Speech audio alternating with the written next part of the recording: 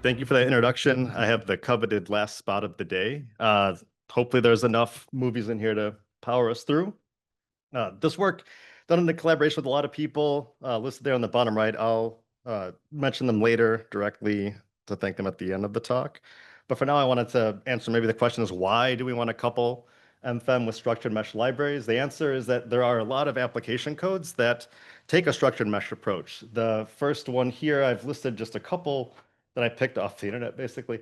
WarpX is a particle and cell code, so that happens to tie into the previous talk a little bit nicely. PISALE is a general purpose AIL code. GeoClaw is a tsunami simulation code, which ties in nicely to the talk earlier this morning, although that's more for far field source tsunamis. So there's been a lot of development of structured mesh libraries to support these application codes. Again, I've just listed a few here: AMReX, Samurai, AMRclaw. And what we'd like to do is couple MFEM to these libraries to be able to do things like fluid structure interaction or thermal conduction, where you might have the structured mesh library solving for a fluid flow, and then you have MFEM solving for either stresses or thermal conduction on a solid that's inside that fluid. We've been looking at two different paradigms for doing this coupling. The first I'll call S plus MFEM.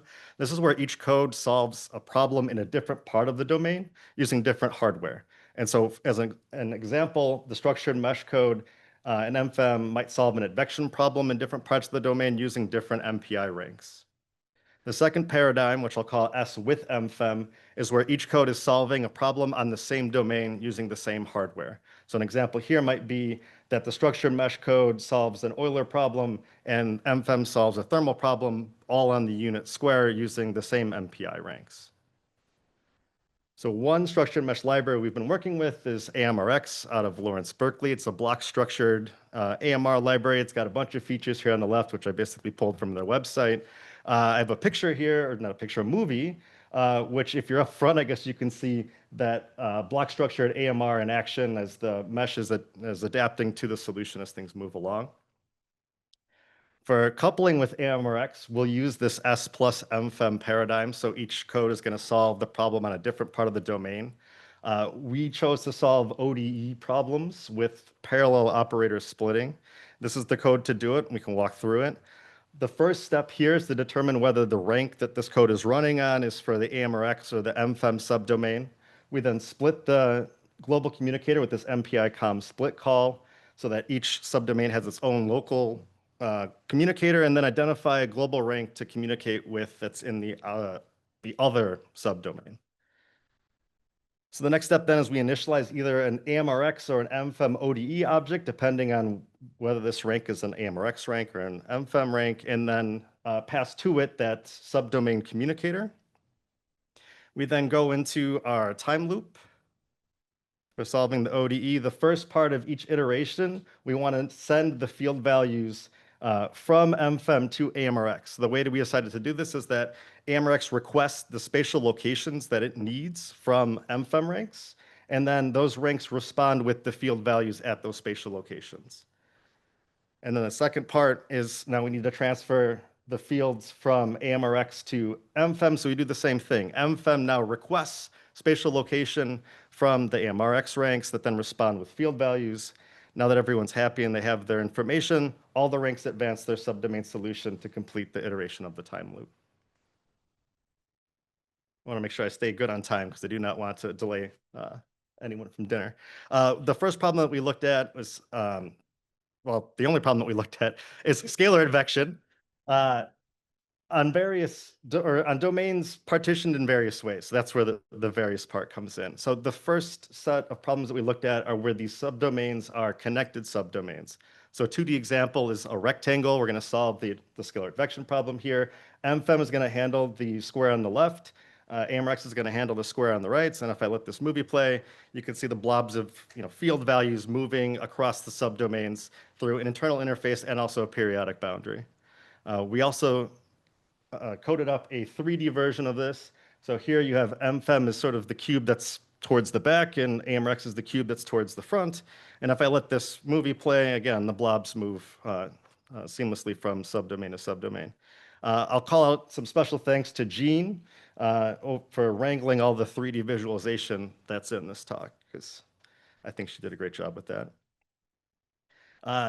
The second set of problems is still scalar advection, but now the subdomains are partitioned into, or sorry, the subdomains themselves are disconnected.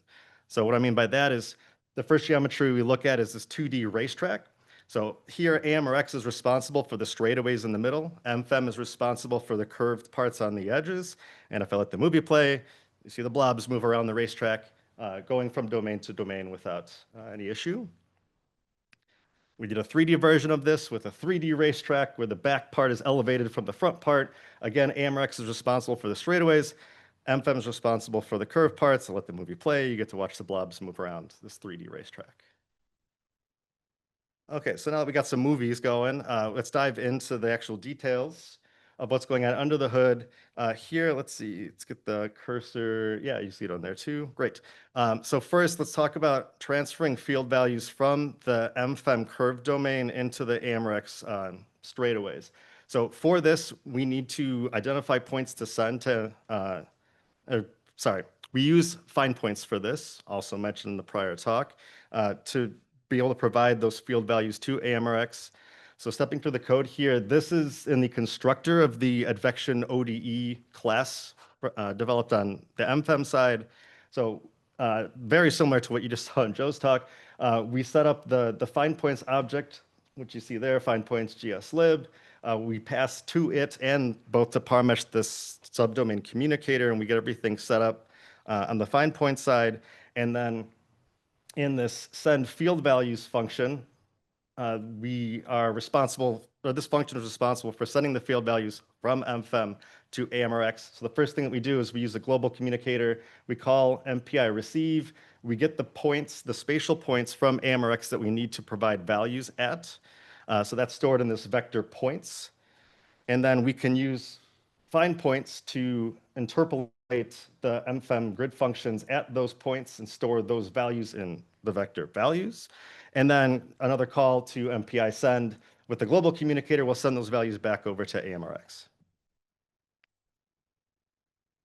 Talking about the moving information the other direction, or more specifically, getting field values from the AMReX straightaways into the MFEM curved portions of the mesh, or the domain rather, as we'll use submesh basically for both parts. But the first part is to determine which spatial points we want to request data at. So this is the code for doing that. This is at the top, or this whole part is, sorry, in the constructor. So the first step here is we're creating submesh using boundary attributes that indicate where the inflow boundaries are. And then once we have the submesh, we create a boundary finite element collection, finite element space, and grid function on that submesh. So those all three items only live at the inflow boundaries. Then we can iterate through those submesh elements to determine what are the nodes, well, determine where the nodes are that we need information from. And so that's what's happening in this for loop here. We're basically storing those spatial locations in a dense matrix coupling points. So submesh is also used to set the values once we get them from AMReX. Here's the receive field values function in the MFEM advection ODE class. The first step is to use global communication with MPI send to send the spatial points we just got from submesh over to AMReX. AMReX does its thing, sends back the values, or rather, it sends back the values. We receive them by calling MPI receive on the global communicator. And then this last portion here is to use the submesh transfer function to transfer the values from that boundary grid function to a domain inflow grid function, which we can then use to form a grid coefficient that we use in this advection operator. And at least at a high level, that's it. Those are the steps for coupling with AMReX. Although I'll note this MFEM advection ODE class more generally can be applied to any structured mesh library using this in this S plus MFEM paradigm. Okay, the other code that we've been working with coupling, or working to couple with, is the PISALE code, which is that ALE code I mentioned at the beginning of the talk, which leverages the structured mesh AMR library called Samurai. I have two blurbs, one about PISALE, one about Samurai, for those interested in reading really fast. The picture I have over there is maybe more interesting, that shows how PISALE is using this Samurai structured mesh grid to solve, I think that's a droplet impact problem. For PISALE, we're going to use that other paradigm, that S with MFEM paradigm, where both codes are solving on the same domain. So the first step that we need to do is to create an MFEM mesh that matches the PISALE grid. So here I have the PISALE grid is kind of in these colors, and I'm creating an MFEM mesh that has elements where there are grid cells. When I distribute the MFEM elements, they are not likely to end up on the same ranks as the PISALE grid cells that they're related to. In other words, you see here this, element number 2 is representing the same area as the grid cell number 2, but element 2 is on rank 1 and grid cell 2 is on rank 2. And so to be able to transfer information back and forth, we need to do something like a gather scatter, which is exactly what we do. We use the MPI gather collective to transfer values from whatever rank they are on for the PISALE fields to whatever rank the MFEM elements are on. And then when it comes time to send the values back, we just use MPI scatter in the opposite direction. So implementation-wise, we've developed the class which we're calling mesh ops, which you construct here at the top by passing in a Samurai patch hierarchy that kind of tells everything you need to know about the Samurai grid.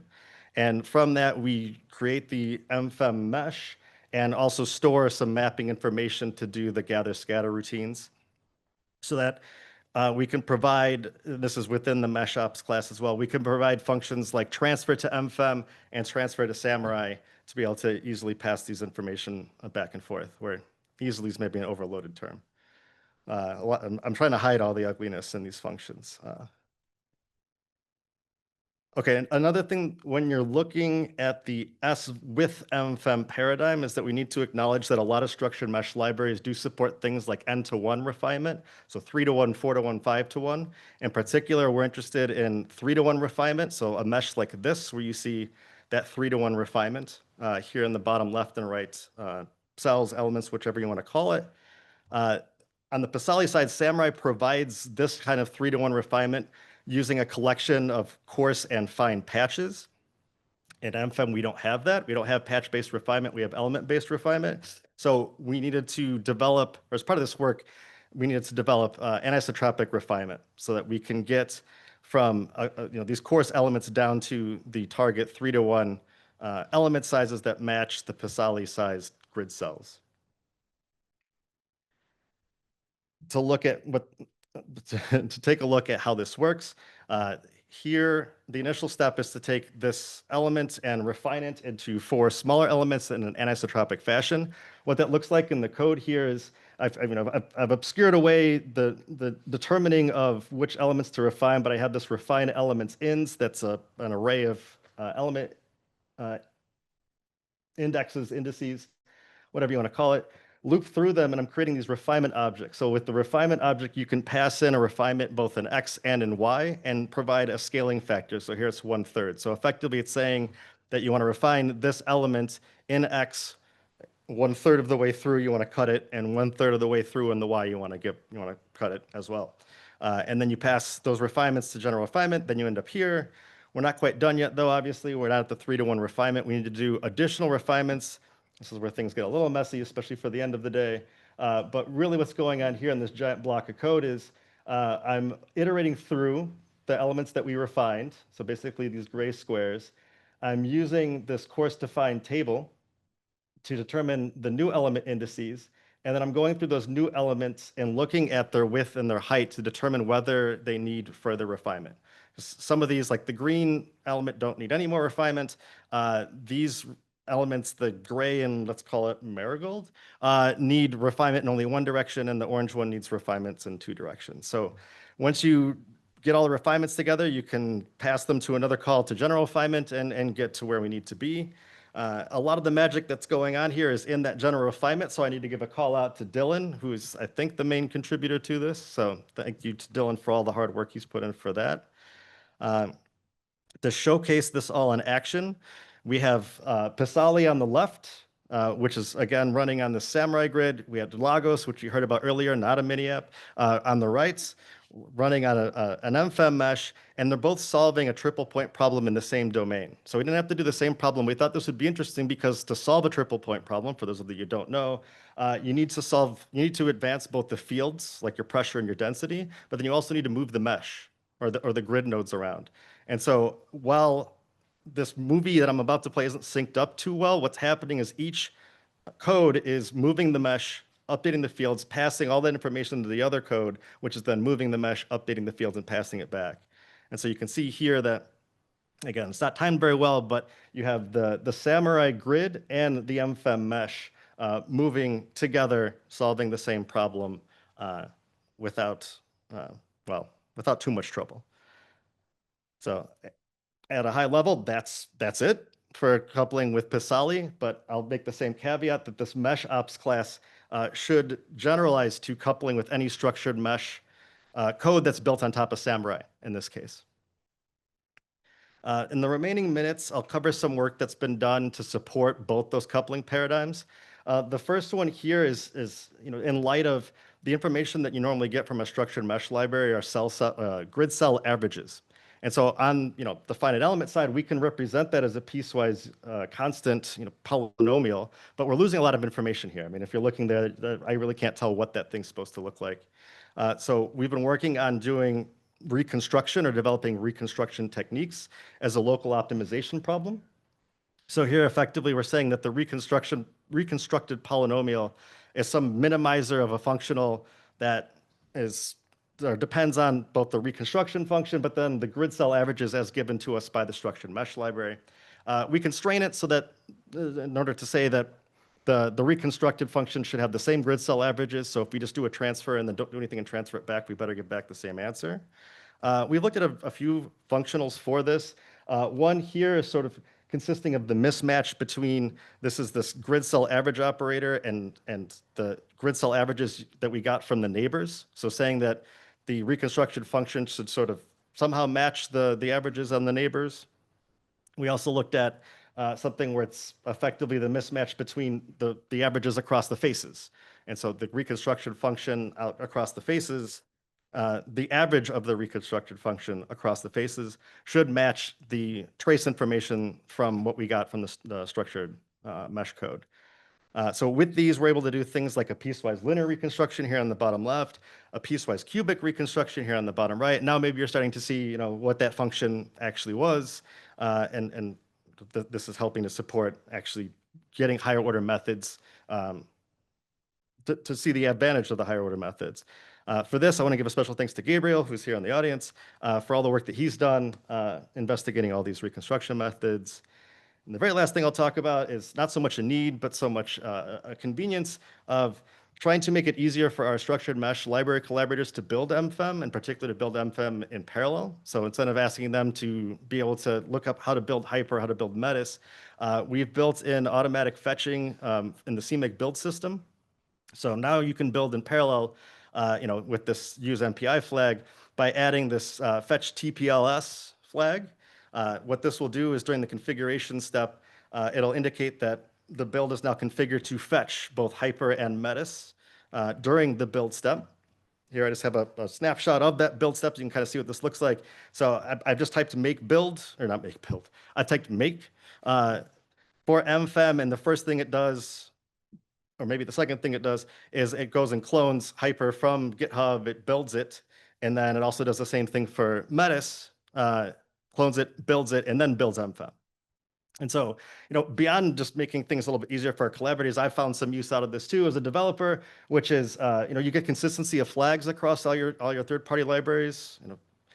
Having the CMake build type, equals debugs. That way you can step through all your, you can really hone in on where the bug is maybe, has been very useful. I know I mentioned gslib earlier. We have a PR under review right now to add gslib to this as well. So you can do fetch TPLs and use gslib and it will fetch it and build it for you. And the whole framework is sort of set up so that other TPLs can be added as developers need them. Okay, so this is my last slide. I have some information on the current and or future availability of the work here if you're interested in it. But I do want to say thank you to Sanyo, Jean, and Anne for the work on the AMReX plus MFEM coupling, Dylan and Aaron for the PISALE with MFEM coupling, and Gabriel for his work on the reconstruction. And then I'll play these movies to distract you while I ask for questions.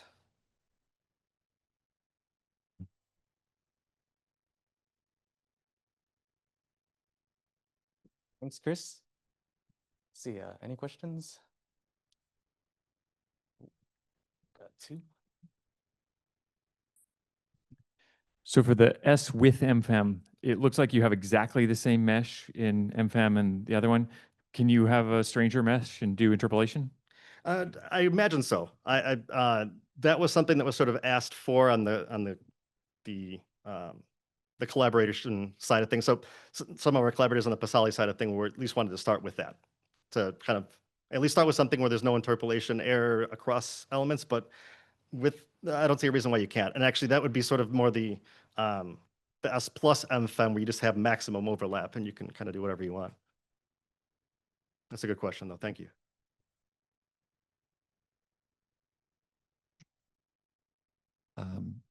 One, thanks. Excellent talk.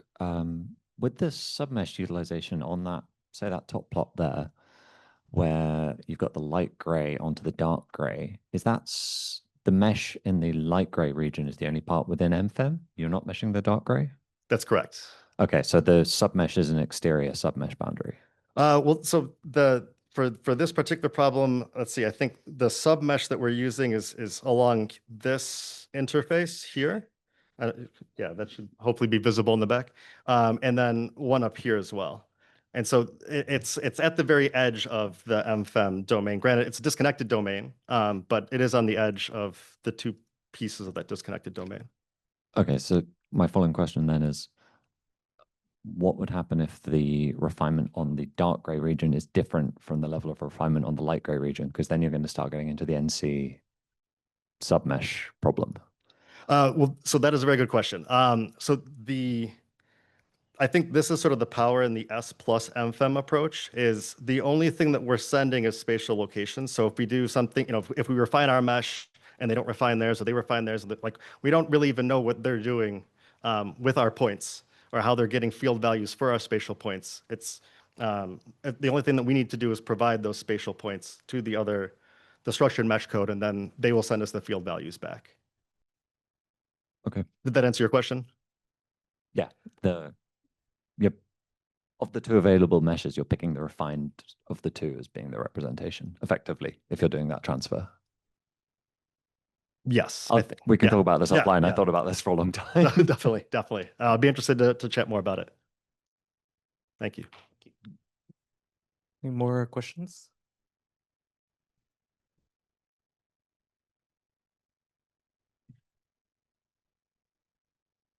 I just wanted to mention with the S with MFEM approach, we've done some past work on coupling finite volume methods with cell averages to high order finite elements. So you might be interested in looking at that, doing it in a conservative way. But there you need more finite volume cells than finite element mesh elements. But I think it could be of relevance. No, let's definitely chat, because that was work that I had been wanting to get around to for a while, and Gabriel thankfully stepped in and did an amazing job this summer with it. So still, those are really fresh results, and we'd be interested in what work's already out there. Yeah, right. So it's kind of hidden at the back of a paper on conservative and accurate low order refined transfer. Okay, got it. Right. Thank you. I can. Media. Yes. Our transfer media. Right. Okay. Well, with that. One more question. Can I? So this is minor questions. Thank you for the talk, but this is minor question, so you could have skipped it. But I'm interested about TPL fetching. Yes. So, because in the Python, PyMFEM, we are fetching all the dependencies. We coded it up like GSLib and other things in the PyMFEM build.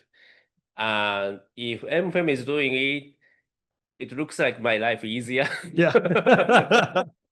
So I'm very curious how much you are planning to do, in the sense, for example, MAMPS, Strumpak, other libraries has a lot of dependency and build options. And what is your plan for all of this? No, it's a very good question. No, I'm really happy to hear about the enthusiasm for this because at first I wasn't sure how useful this would be, and it was more just me saving time and teaching some collaborators how to build, or passing some build scripts to them. But no, I mean, the hope is that other people will jump on and kind of add to this as needed. And so I've been adding third-party libraries as I've been using them in certain areas. So I don't know if there's necessarily a coordinated effort, but outside of the embracing the open source development and hoping people contribute to it, it is set up so hopefully it is relatively straightforward how to just add to it as there's third-party libraries that you want to incorporate into that. And yeah, I'd be curious to hear what PyMFEM. I mean, for example, Metis doesn't have a CMake build system, and so we kind of, but we can handle that. But those certain workarounds, if PyMFEM's found a good way for some of the libraries to do that, then I'd be really interested in that.